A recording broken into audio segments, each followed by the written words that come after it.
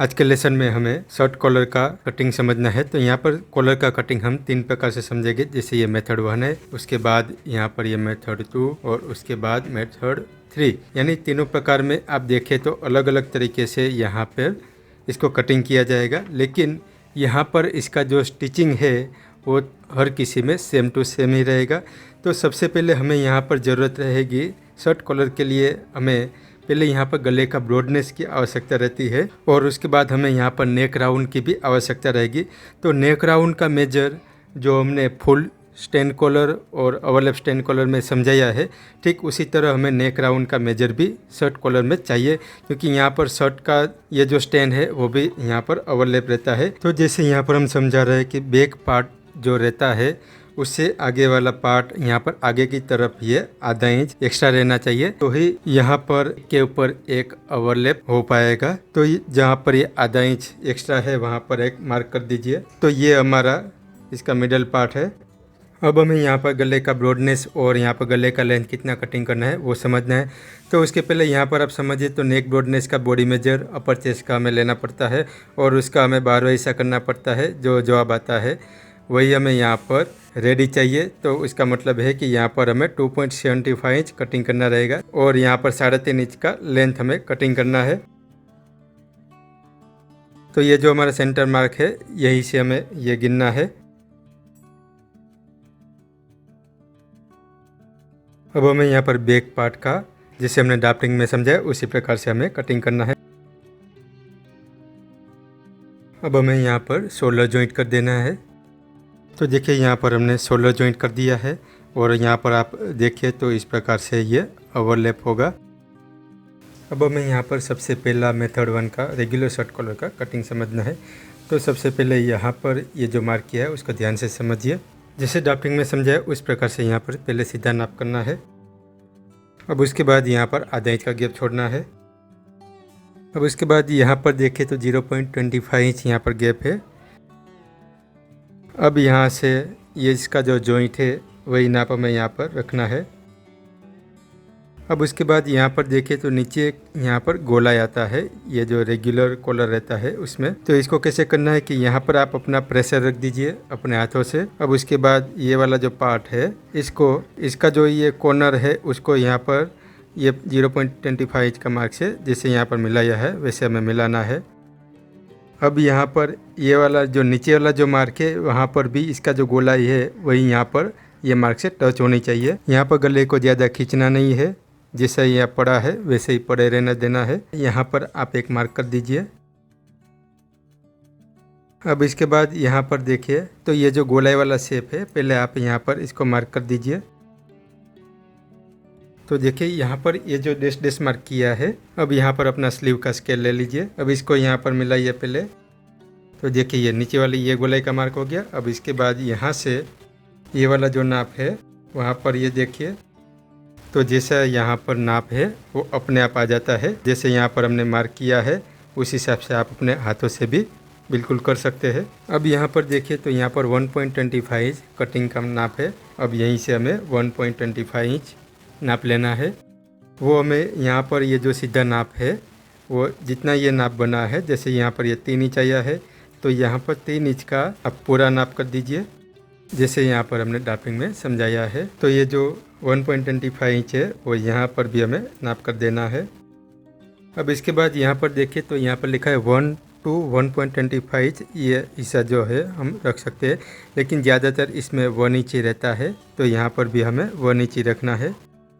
अब इसके बाद यहाँ पर ये नाप से इसको मिलाना है। तो इसके लिए यहाँ पर ये जो स्केल है इसकी गोलाई वाला जो शेप है उसकी आवश्यकता रहेगी। अब उसके बाद यहाँ पर देखिए तो यहाँ पर चेक नेक राउंड मेजर।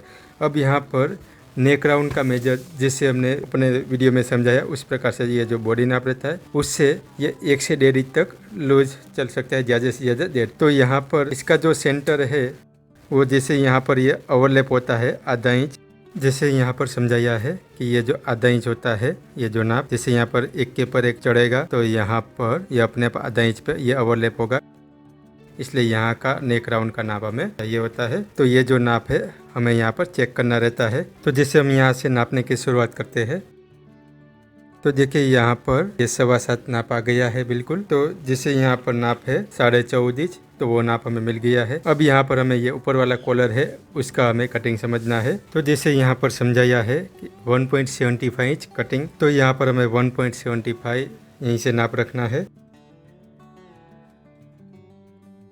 अब इसके बाद यहाँ से देखिए तो ये वाला जो नाप है जहाँ नेक राउंड का, वहीं से ये सीधा नाप है। यहाँ पर जैसे आपको जितना नाप लेना है वो यहाँ पर अपने हिसाब से ये रख सकते हैं। जैसा आपको शेप चाहिए यहाँ पर, और ज़्यादा पॉइंट चाहिए तो भी ले सकते हैं बाहर जाके, और ऊपर से चाहिए तो भी ले सकते हैं। अब इसके बाद यहाँ पर जितना आपको रखना है कॉलर, उस हिसाब से आपको सेट करना है। जैसे यहाँ पर इसमें जो समझाया कि यहाँ पर 3.25 रखा है तो 3.25, आपको 2.5 रखना है 2.5, या 2 इंच रखना है तो 2 इंच भी रख सकते हैं। जितना छोटा बड़ा बनाना है बना सकते हैं। तो यहाँ पर इसमें हम पहले 2.5 इंच रखेंगे। अब इसके बाद यहीं से जैसे ये शेप है, ये सीधा नाप है, यहीं से हमें इसका शेप मिलाना है। तो स्केल का आपको ये राउंड वाला शेप लेना है। अब यहाँ पर आपको लिख देना है कि ये ऊपर की साइड में है अप साइड, और यहाँ पर ये जो है बॉटम साइड नीचे की साइड में है। अब इसके बाद जैसे यहाँ पर आपको गोलाई देना है तो गोलाई भी दे सकते हैं।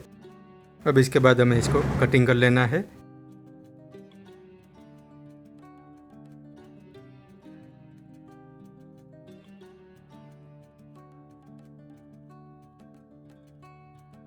अब हमें यहाँ पर मेथड नंबर 2 के हिसाब से कटिंग करना है। तो ध्यान से समझिए कि यहाँ पर ये जो नीचे का पार्ट है वो मेथड 1 के हिसाब से ही हमें यहाँ पर कटिंग करना है।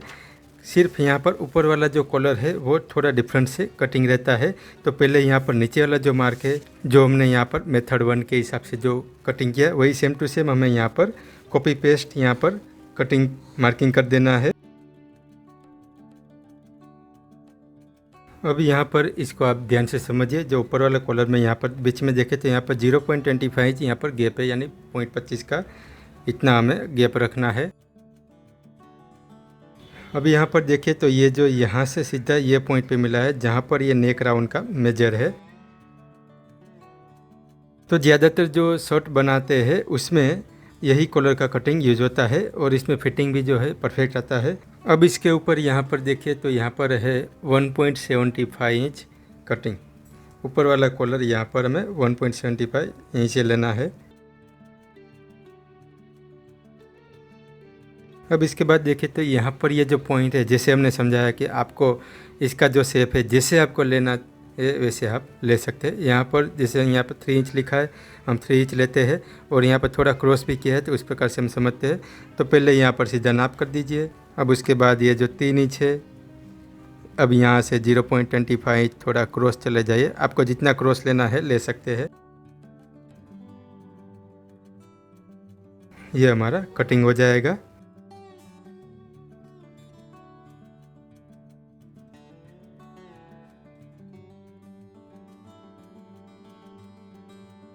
अब इसके बीच में ये जो गैप है वो ध्यान से समझिए। तो यहाँ पर देखिए ये हल्का सा क्रॉस जा रहा है। ये जो ऊपर वाला जो कॉलर है यहाँ पर इतना क्रॉस जा रहा है, उसके कारण जब ये यहाँ पर बैठता है पीछे की ओर में, जब यहाँ पर इस प्रकार से बैठेगा तो यहाँ पर खींचेगा नहीं, और अच्छी तरह से यहाँ पर फिनिशिंग से इसको सपोर्ट करेगा और बैठ जाएगा। अब हमें यहाँ पर ये जो शर्ट कॉलर है मेथड नंबर 3 के हिसाब से कटिंग करना है। इसमें भी जो फिटिंग है वो परफेक्ट ही आएगा। तो जैसे हमारा ये स्टैंड कॉलर रहता है उसी प्रकार से यहाँ इसका शेप रहता है। अब उसके बाद यहाँ पर आधा इंच है, आधा इंच का एक मार्क कर दीजिए। अब यहाँ पर ये नाप हमें मिलाना है। इसका जो शोल्डर का जॉइंट जहाँ पर आएगा वहीं पर आप रख दीजिए। अब उसके बाद यहाँ का जो शेप है, ये गले को हमें खींचना नहीं है बिल्कुल भी। जैसा इसका जो शेप आएगा उसी प्रकार से यहाँ पर आपको रख देना है। अब यहाँ पर ये जो नाप बनेगा, जैसे ये जा रहा है उसी प्रकार से इसको मार्क कर दीजिए। अब यहाँ पर 1.25 इंच का नाप करना है। अब उसके बाद यहाँ पर 1 इंच का जो नाप है वो हमें कर देना है। अब इसके बाद ये जो 1 इंच वाला नाप है यहाँ पर ये नाप से मिलाना है। तो स्केल का ये वाला राउंड वाला शेप आपको लेना है। अब इसके बाद जैसे हमने समझाया कि इसका जो सेंटर नाप, जो चेक नेक राउंड मेजर का जो नाप रहता है, वो यहाँ पर आधा इंच से रहता है जो ओवरलैप होता है। यहाँ पर हमें इसका गले का नाप चेक करना रहता है। तो जैसे यहाँ पर नेक राउंड का बॉडी में जो 13.5 है, तो जैसे पिछले 2 कॉलर में जो नाप आया था 14.5, तो वो नाप यहाँ पर आता है कि नहीं वो हमें देखना पड़ता है। जो बॉडी में जो रहता है उससे 1 इंच तो कम से कम लूज होना ही चाहिए। तो यहाँ पर चेक करें पहले, तो यहाँ पर देखें तो ये 7.25 इंच यानी 14.5 इसका नाप आ गया। जिस प्रकार से इसमें समझाया है उस प्रकार से यहाँ पर 14.5 नाप हमारा ये मिल गया है। तो ये हमारा परफेक्ट कटिंग है। अब इसके बाद यहाँ पर हमें ये कॉलर का कटिंग समझना है। तो अब समझिए, जैसे यहाँ पर इसके ऊपर यहाँ पर 0.50 इंच आधा इंच का गैप है, उतना नाप कर दीजिए। अब यही जो नाप है यहाँ पर देखिए इसका जो क्रॉस कहाँ पर मिला है, जहाँ पर इसका जो नेक राउंड का जो फाइनल मेजर है वहाँ पर स्केल का ये राउंड वाला शेप हमें लेना है। अब यहाँ पर ऊपर का मेजर देखें तो यहाँ पर है 1.75 इंच कटिंग, तो इससे ऊपर हमें 1.75 यहाँ पर नाप कर देना है। अब यहाँ से ये जो सीधा है सीधा कर दीजिए। अब इसके बाद यहाँ पर टोटल हमने लिया है 2.5 इंच। यहाँ पर जैसे हमने समझा कि आपको जैसा शेप लेना चाहिए वो आप ले सकते हैं, चाहे यहाँ पर इससे सीधा ले सकते हैं, बाहर ले सकते हैं, इससे अंदर की ओर यहाँ पर कम शेप लेना हो तो भी ले सकते हैं। अब इसको हमें यहाँ पर मिलाना है। अब इसको हमें कटिंग कर लेना है।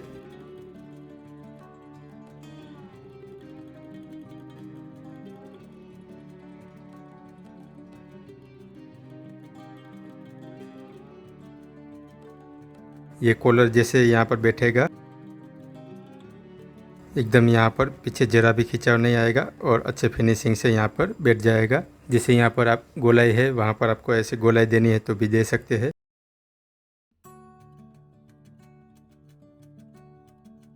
तो देखिए यहाँ पर मेथड 1, मेथड 2 और मेथड 3, यहाँ पर तीनों कॉलर का डिफरेंस आप समझिए।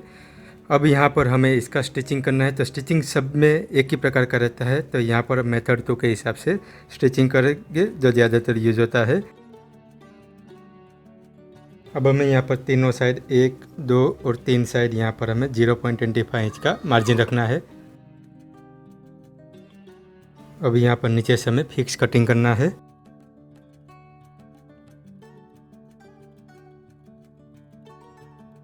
अब यहाँ पर हमें 0.25 इंच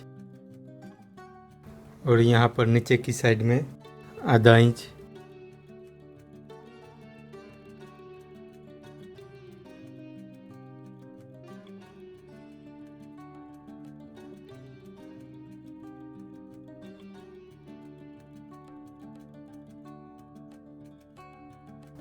तो इस प्रकार से यहाँ पर अब हमें सबसे पहले ये ऊपर वाले कॉलर को पलटी करना है।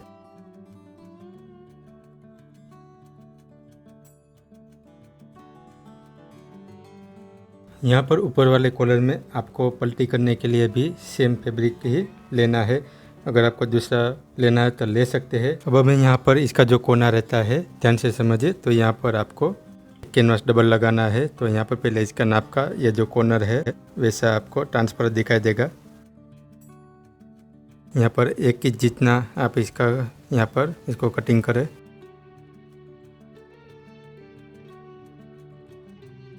अब यहाँ पर इसको लगा दीजिए ताकि यहाँ का जो कोना है वो मुड़े नहीं।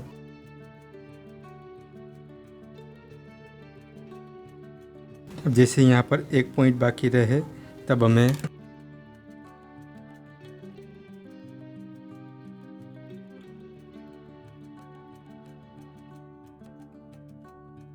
जैसे यहाँ पर धागा लगाया तो आप यहाँ पर खींच के चेक भी कर ले कि यहाँ पर सही से बैठा है कि नहीं।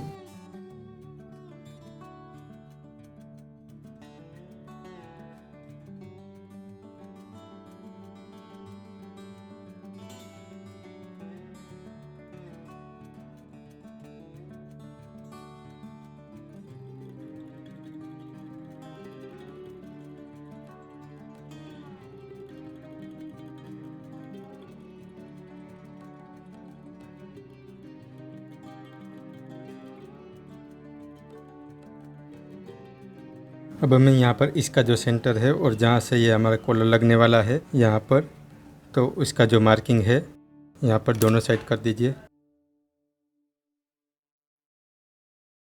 अब हमें यहाँ पर इसका जो सेंटर है वहीं से ही ये कॉलर लगाना है। अब कॉलर को कैसे लगाया जाए, जैसे ये हमारा सीधा है और ये भी कैनवास है, इसमें भी कैनवास लगाया हुआ है, तो यहाँ पर आपको इस प्रकार से रखना है। जैसे यहाँ पर ये बनेगा तो कैनवास आ जाएगा। अब यहाँ पर आपको सिलाई लगाना है 0.25 इंच का, यहाँ पर सिलाई लगाए। तो जैसे यहाँ पर ये हमारा मार्किंग है वहीं पर ये मिलना चाहिए। अब यही वाला जो मार्किंग है वहीं पर ही ये मिलना चाहिए, आपको यहीं से शुरू करना है। अब यहाँ पर ये वाला नीचे वाला जो स्टैंड पार्ट रहता है उसको हमें सेमी कपड़े से पलटी करना रहता है। तो जैसे यहाँ पर ये कॉलर लगा दिया, उसके बाद आपको ये उल्टा रख देना है। जैसे आप उल्टा रख दोगे तो जैसे इसका जो पोजीशन होगा अपने आप आ जाएगा, इसलिए यहाँ पर इसका जो नाप है वहीं पर आपको सेम टू सेम कटिंग कर लेना है।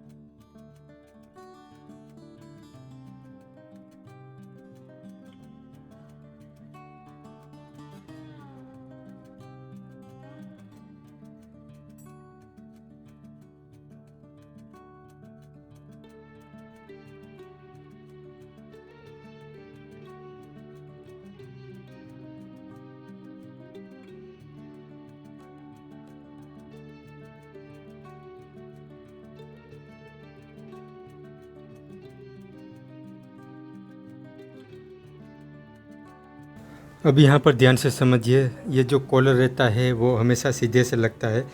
जैसे यहाँ पर ये नीचे उल्टा है तो यहाँ पर ये सीधे से लगेगा। जैसे सीधे से लगेगा तो ये जो कैनवास है तो वो अंदर चला जाएगा, और जैसे अंदर चला जाएगा वैसे यहाँ फोल्ड होके बाहर में वापस ऐसे कॉलर बैठ जाएगा। तो जैसे यहाँ पर पहले आपको इसका जो सेंटर ये सब है वहाँ पर पिन अप कर दीजिए।